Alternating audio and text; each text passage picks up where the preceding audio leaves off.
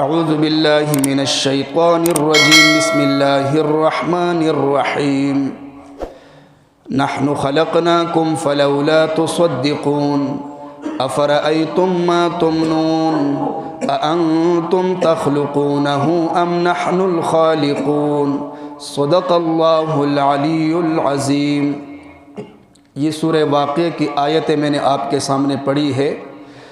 سورہ واقعہ کی ابتدائی آیات میں قیامت کا تذکرہ ہوا، فرمایا اذا وقعت الواقعہ، جب قیامت واقع ہو جائے گی، لیس لوقعتہا کاذبہ، اس میں کوئی شک شبہ نہیں، حقیقت واضح ہو جائے گی۔ پھر فرمایا وکنتم ازواجا ثلاثا، لوگوں کی تین قسمیں بن جائے گی، ایک تو سابقین اولین جو نیک کاموں میں سبقت کرنے والے ہیں، ایک اصحاب المیمنہ دائیں ہاتھ والے، ایک اصحاب المشأمہ بائیں ہاتھ والے، ان کی وضاحت پہلے ہو چکی ہے۔ پھر اللہ تبارک و تعالی نے جنت کی نعمتوں کی وضاحت فرمائی اور آخر میں فرمایا وفاکہۃ کثیرہ، ان نعمتوں کی کثرت ہوگی، پھلوں کی کثرت ہوگی، لا مقطوعۃ ولا ممنوعہ، یہ خطرہ نہیں ہوگا کہ یہ پھل ختم ہو جائیں گے یا کوئی روکنے والا ہوگا، روکنے والا بھی نہیں ہوگا، کھلا اختیار ہوگا جنتی کو۔ اور اس کے بعد پھر جہنم کا تذکرہ بھی فرمایا۔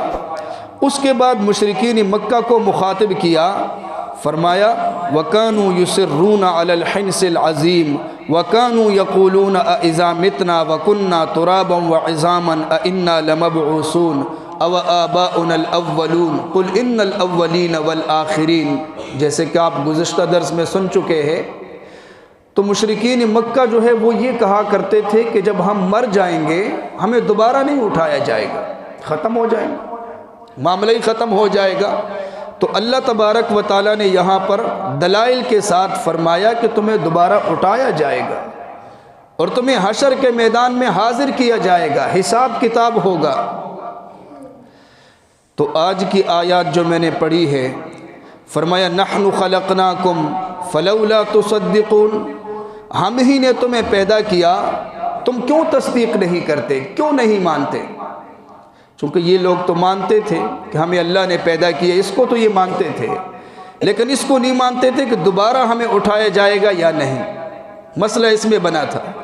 تو اللہ تبارک و تعالیٰ نے فرمایا کہ جب تمہیں یہ پتہ ہے کہ تمہیں پیدا میں نے کیا تو تمہیں دوبارہ بھی میں اٹھا لوں گا۔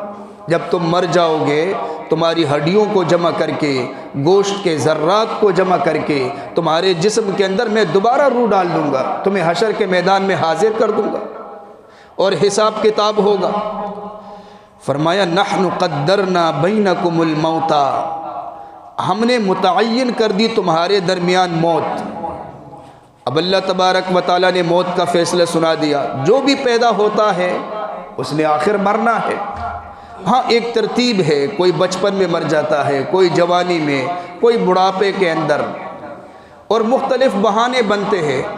کوئی بالکل صحت کی حالت میں مر جاتا ہے، کوئی بیمار ہو کر مر جاتا ہے، کوئی کسی حادثے کا شکار ہو جاتا ہے، لیکن موت یقینی ہے، بچ کوئی بھی نہیں سکتا۔ فرمایا وما نحن بمسبوقین، ہم عاجز نہیں ہیں اس بات سے، علی ان نبدل امثالکم، کہ تمہاری جگہ پر اور پیدا کر دے، دوسری مخلوق کو پیدا کرے، وننشئکم، اور تمہیں پیدا کرے، فیما، ایسی صورت میں، لا تعلمون، جس کا تمہیں پتہ ہی نہ ہو۔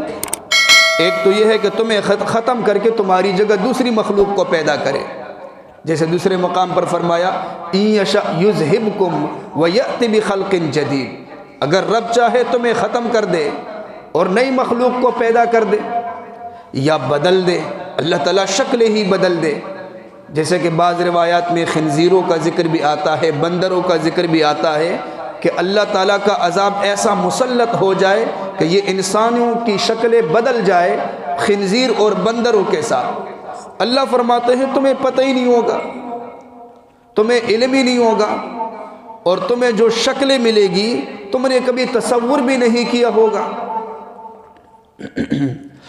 فرمایا وَلَقَدْ عَلِمْتُمُ النَّشْأَةَ الْأُولَى، تمہیں تو پہلی پیدائش کا یقین ہے، فلولا تذکرون، پھر نصیحت کیوں حاصل نہیں کرتے؟ یعنی یہ تو تمہیں یقین ہے کہ تمہیں میں نے پیدا کیا، اللہ نے پیدا کیا، تو دوبارہ کے بارے میں کیوں یقین نہیں کرتے کہ دوبارہ بھی اللہ ہمیں پیدا کر سکتے ہیں؟ چونکہ مشرکین مکہ اس کو نہیں مانتے تھے، اس میں وہ شک کیا کرتے تھے۔ نبی علیہ الصلوۃ والسلام تشریف فرما تھے، کچھ مشرکین آئے، ہاتھ میں ایک بوسیدہ ہڈی تھی، اس کو مسلا اور اس کے بعد اس کے ذرات کو ہوا کے اندر بکھیر دیا اور کہنے لگے یا محمد ان ربک یقول، کیا آپ کا رب یہ فرماتے ہیں کہ وہ اس کو بھی دوبارہ زندہ کرے گا؟ ان ہڈیوں کے ان ذرات کو جمع کر کے اور پھر اللہ تبارک و تعالیٰ اس کے اوپر گوشت کو پیدا فرمائیں گے اور پھر اللہ اس میں روح، اس کے اندر روح بھی ڈالیں گے؟ تو آپ نے فرمایا ہاں۔ پھر اللہ کی طرف سے وحی نازل ہو گئی، ضرب لنا مثلا ونسی خلقا، ہمارے لیے مثالیں بیان کرتا ہے، اپنی تخلیق کو بھول گیا، اپنی پیدائش کو بھول گیا۔ قال من یحیی العظام وہی رمیم، اور یہ مثال بیان کرتا ہے کہ ان ذرات کو کون جمع کرے گا، بوسیدہ ہڈیوں کے اندر روح کون ڈالے گا، مثالیں بیان کرتا ہے۔ قل یحییھا الذی انشأھا اول مرہ، فرمایا آپ انہیں بتا دے جس نے سب سے پہلے ان کو پیدا کیا تھا وہی دوبارہ ان کے اندر روح بھی ڈالے گا، انہیں زندہ بھی کرے گا، اور وہ قادر ہے اور وہ خالق ذات ہے، اللہ کی ذات۔